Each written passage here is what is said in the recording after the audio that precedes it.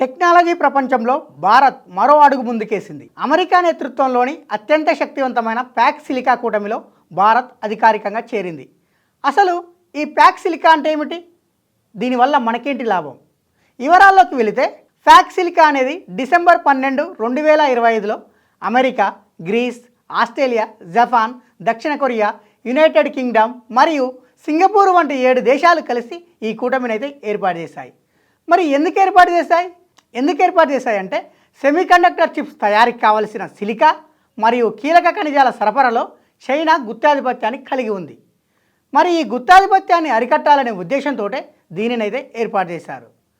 మరి దీనిలో మన భారతదేశం ఎప్పుడు చేరిందంటే ఫిబ్రవరి 20, 2026న ఢిల్లీలో జరిగిన ఏఐ ఇంపాక్ట్ సమ్మిట్లో కేంద్ర మంత్రి అశ్విని వైష్ణవ్ ఈ ఒప్పందంపై సంతకం చేసి ఈ కూటమిలో అయితే చేరారు.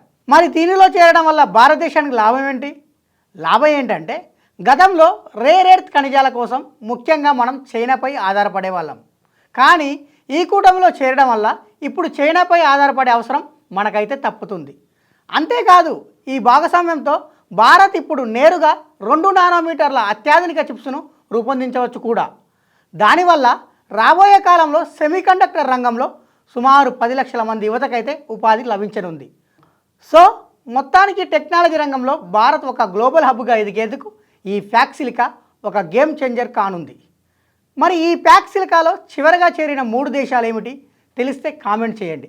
ఇలాంటి మరిన్ని ఇంట్రెస్టింగ్ అప్డేట్స్ కోసం ఫాలో అవ్వండి T1 అకాడమీ.